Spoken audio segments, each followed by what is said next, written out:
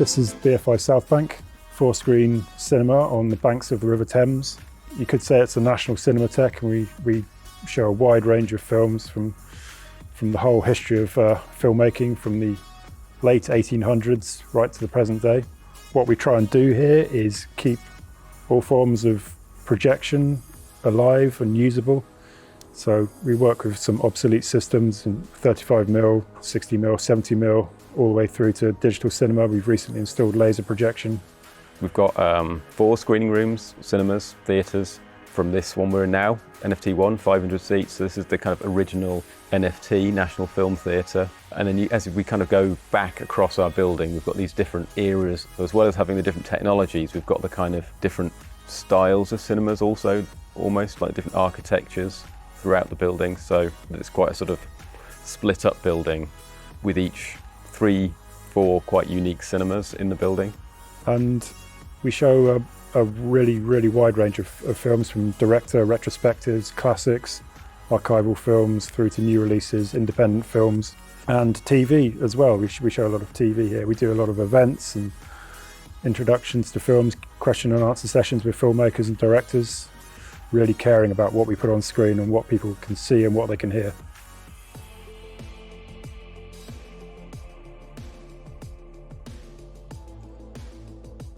The main auditorium, it's a 450-seat auditorium, was built in 1957. It's quite an unusual shape for a cinema these days. It's a fan shape, so you've got a very wide seating array. So you've got very different kind of seating positions, and that causes challenges in terms of hearing the full range of the audio from left, centre, right and surround.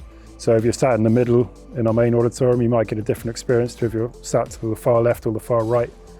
And that's why we've decided to install line arrays. We could get wider dispersion, better auditory angles for all audience members. We think that new installation we have here with the Christie line array speakers and the Trinnov gives everyone who comes to see films here in NFT1 a better experience.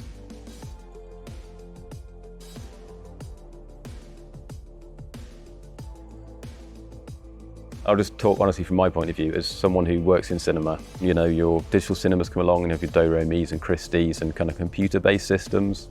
I think for me, with that sort of comfort or knowledge I have in those sort of systems, I found the Trinnov quite easy to use and understand. It visualizes everything. I'm seeing a curve. I'm seeing numbers, and I sort of know what those numbers mean. So I feel like with the Trinnov and our new speaker system, we've kind of moved up to date into kind of what sound systems can do with this sort of improved technology, and you can definitely hear that with our new sound system. I can hear a sort of more focused, tighter, clearer sound.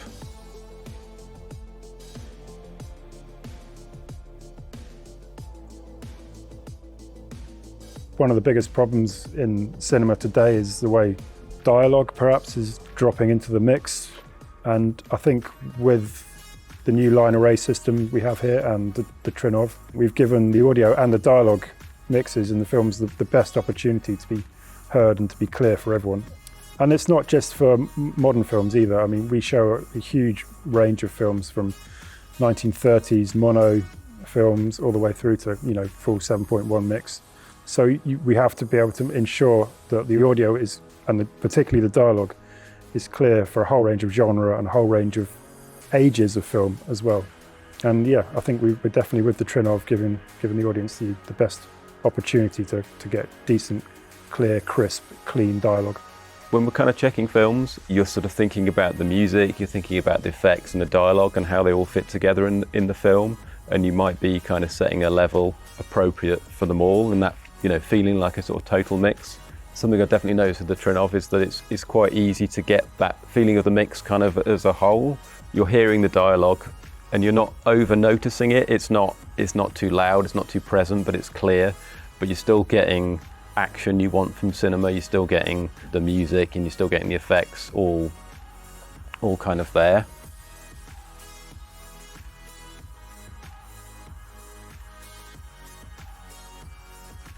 We went through a big process in this room during the lockdown. We kind of ripped out the screen, the baffle wall, all of the old speaker system, pulled that down, did a lot of work in the room and basically rebuilt it back from the front.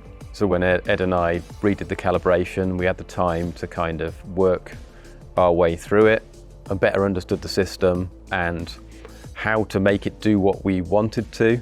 At the end of that day, we did a before and after of what we'd done. And yeah, it sounded great and everyone was really happy. And the next day from the rest of the team, I heard them, we let them know we'd done it. They came in, they were like, yeah, this sounds great. This is a really good sound system. And I think everyone was quite impressed from that point.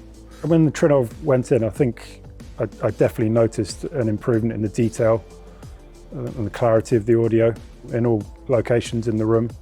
The dialogue was definitely clearer, more detailed, crisper, and there have been a couple of filmmakers who said that the sound has improved recently after the recent refurbishment. I mean, we never thought it was terrible in here by any stretch, but it's definitely an improvement to the audio since the Trinnov has gone in.